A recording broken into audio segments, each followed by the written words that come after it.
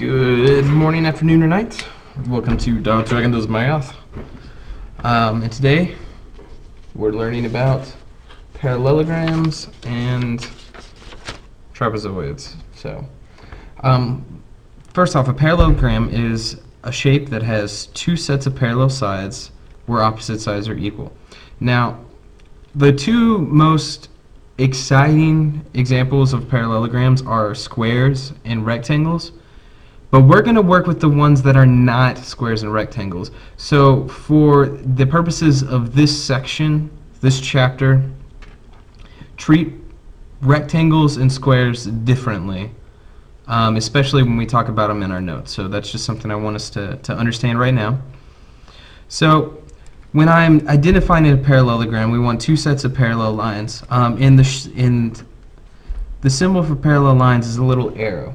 And notice that I put one on each. That means that those two lines are parallel. Now, that is not technically right, because it means that if I have only one arrow, that means that this is parallel to that, to that, to that, which doesn't make any sense. So what we do is opposite the parallel lines that are opposite from each other, we put the same number of arrows on to represent that they're different. These are not parallel to that.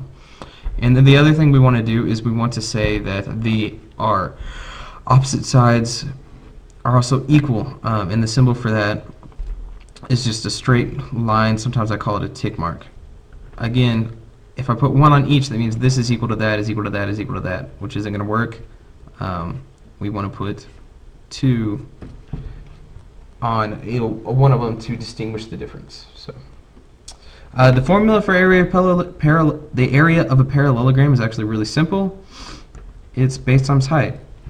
It's literally just the same as rectangle or a square, because you know what we said? We said they're the same thing, and they are.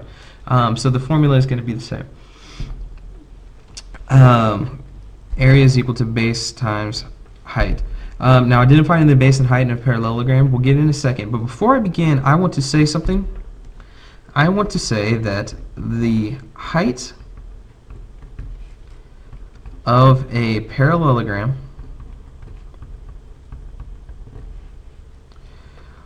will never, unless it's a rectangle or square, but we're not counting those. Those are different. Those are more specific. Be one of the sides. So, the height of the parallelogram will never, ever, ever be one of the sides. Go ahead. I want you to say that out loud right now. And I hope you emphasize never. All right, so identifying base and height. So just like the square, it doesn't matter what the base is. So just to make it easy and simple, I'm going to say the bottom here is going to be the base. Now, also just like the square, to find the height, I put one ruler flush with the base. So the line for base is FG. I'm going to put one ruler like that. My second ruler, I'm going to pick one of the points at the top, so either E or F. And I've seen some people do it like that. That's not how it works, guys. This right here needs to be perpendicular, needs to meet the other ruler at a right angle. So it has to come straight down, and it just takes a little bit of time to understand that and a little bit of time to think about that. It's not a very hard concept, but if you do not put them flush, or you want to make it yourself, well, I've noticed that a lot of people are not very good at coming down straight. So I know you might not have them at home, but you have them here in class. So if you're in class and you're making a base and a height, use rulers, please. For this one, I'm going to choose base here, and then I'll choose the outside. I'll come straight down, make sure that this makes a right angle. Come straight down. There's my height.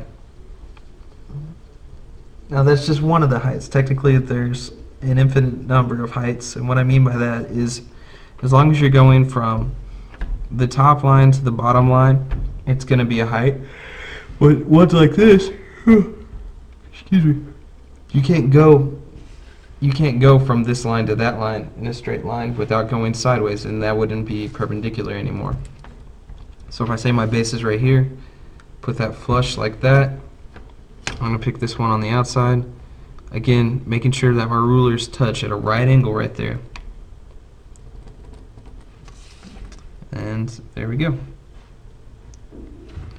Now, so here are the base and the heights of those three parallelograms, and others work the exact same way. Alright, so, and if we wanted to, we would say, okay, so notice that the height, I had to create the height on every single one of these, because again, the height of the parallelogram will never be one of the sides. So on this one, FG is equal to the base, EX is my height. For this one, KL is my base, and JX is my height, and for this one, PQ is my base, and RX is my height. And somebody said this looks like a slide, which it kind of does, but I'm not going to draw on there. Okay, figure ABCD is a parallelogram. BE is straight. So BE is straight. Oh, this right here. BE is straight. Yeah. Okay, so we just want to find the area. So here's the thing. This is here to throw you off. That is not the height. Remember, area is equal to base times height. It's not the height. The reason we know it's not the height is because it is slanted. Remember, height can never be one of the sides. It's one of the sides. So the area of this is going to be 8 times 4, which is 32 centimeters. Yay! Yeah, I'm gonna stop there, and I'm gonna upload another one for parallelogram or for trapezoids.